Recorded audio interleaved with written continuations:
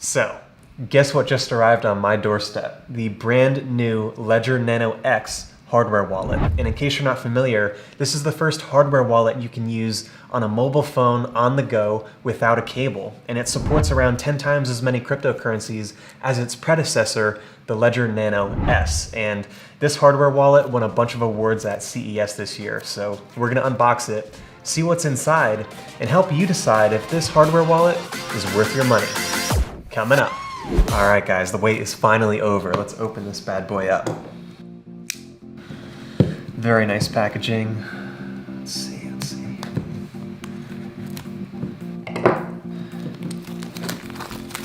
Take the plastic off. Slide this out.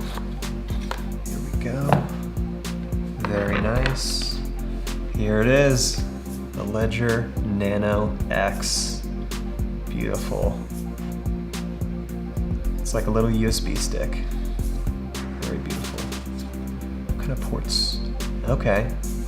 So it looks like it has a USB-C port on it, if you can see that in the camera. There we go. USB-C. Take that plastic off. There we go. Very nice. The build quality feels amazing. All right, what else we got in the box? Nothing there. Hello. Hello. Let's open this up. All right, first thing up we have the recovery sheet. 2 recovery sheets, 3 recovery sheets. That's smart.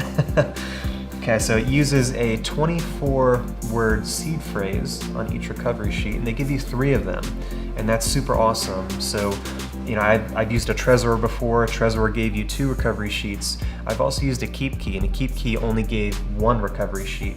And the benefit of having 3 recovery sheets is you can write down your backup phrase, these 24 words, on 3 different sets of paper, and then you can distribute them geographically. You know, let's say if you had 1 in your apartment, but your apartment caught fire and okay, you lose 1.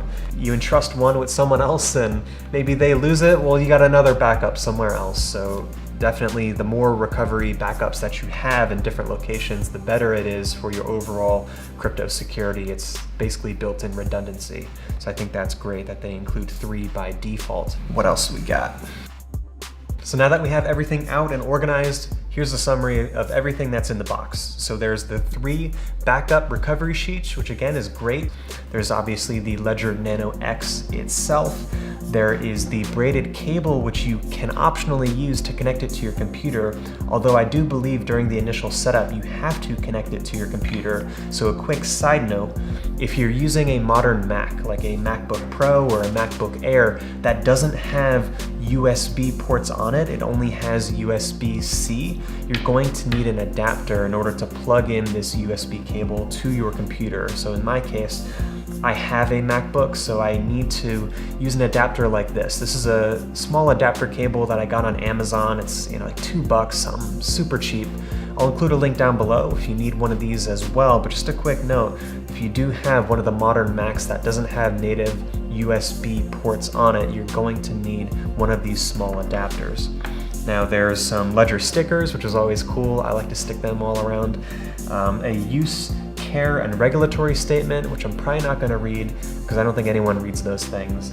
And finally, the get started instructions, which I'm going to go through right now and see what it's like kind of setting one of these things up, because I've set up a I've set up a Trezor and a keep key before, so I have a little bit of experience there, but I haven't tried the Ledger product lines. So this is going to be my first Ledger hardware wallet that I'm going to set up.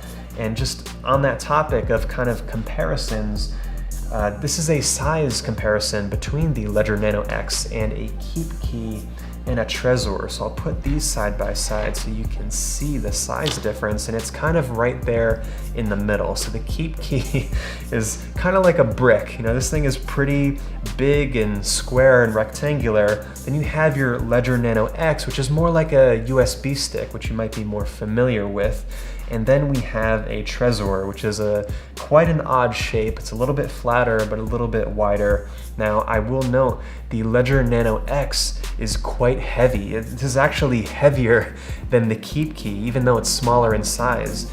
And I think that's because the Ledger Nano X has a lot more tech built into it. For example, it has a battery built into it, and that's the whole premise of being able to connect this thing on the go to your phone or mobile device without needing a cable. So it's got a little bit more packed into it, adds a little bit more weight to it, but again, the form factor is still quite small compared to the other hardware wallets that are out there on the market that still require cables. So again, I'm going to go through the get started instructions, kind of get a feel for what that's like, and then we'll check back in.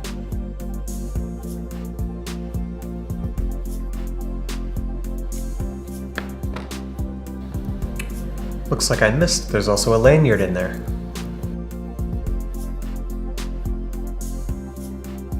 So, in going through some of the setup steps, I'm just getting some experience with the Ledger Nano X and how to interact with it. And it's very interesting. There's two large buttons on this device. And so far, I believe these are the only two buttons that you have to interact with this device with, aside from controlling it through the Ledger Live app on your computer. But again, if you were to use this thing wirelessly, you would be interacting with these two buttons. And I'm at the recovery seed step where I write down the 24 words. And what it's having me do is, in order to move forward in the setup process, you're using the left and right buttons to kind of move left and right through the steps.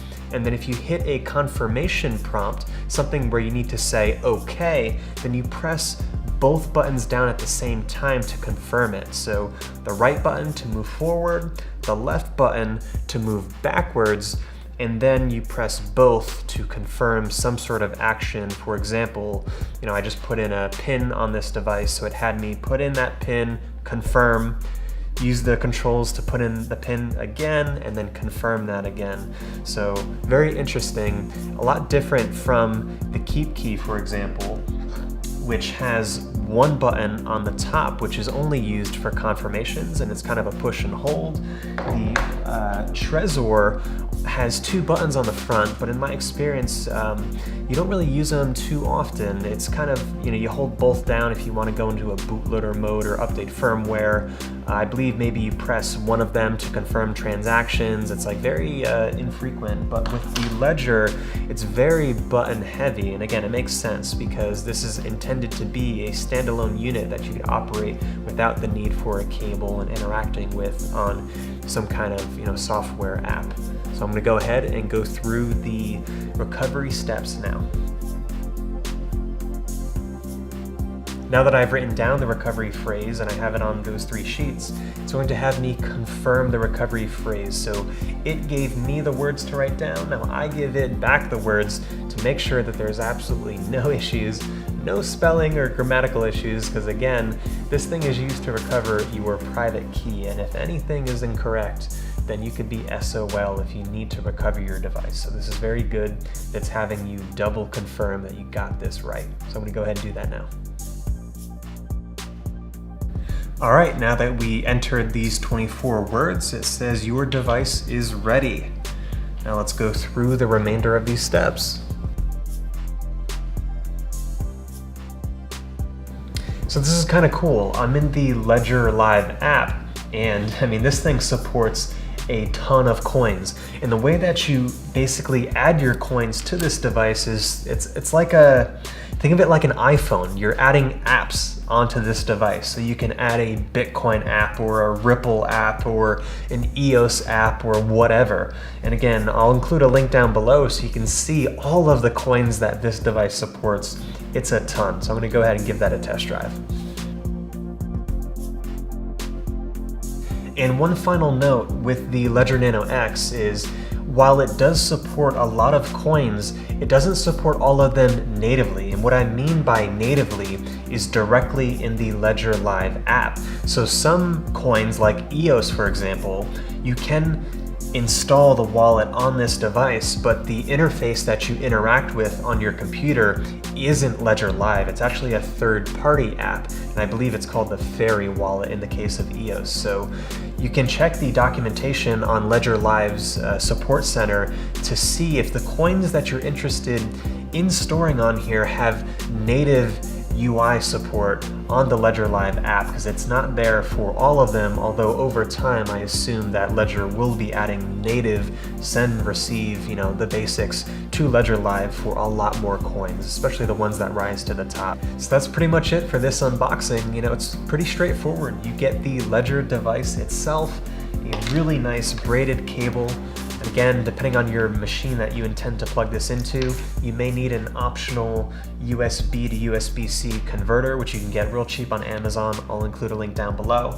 And from there, it's just, you know, the standard things you do with any hardware wallet. You gotta set up your recovery phrase, set a PIN, set a password on your Ledger Live app, and then from there, you're off to the races. You know, use Ledger Live as like an app store. You choose what coins that you want to install or the wallets you want to install on the device, and then from there, you just sending and receiving, confirming transactions, all the standard stuff. So it's really just getting used to Ledger's kind of view of the world. It's a little bit different than KeepKey and a little bit different than Trezor. So I'm definitely gonna, you know, get my feet wet, really understand, you know, how to use this thing wirelessly to its full potential, and then really do a comparison video between all three of these hardware devices, because they're actually quite different in terms of the user experience and the user interface. But so far, definitely impressed with the Ledger Nano X. Definitely recommending it so far, but again, full review will be coming. So thanks for watching. Remember to like,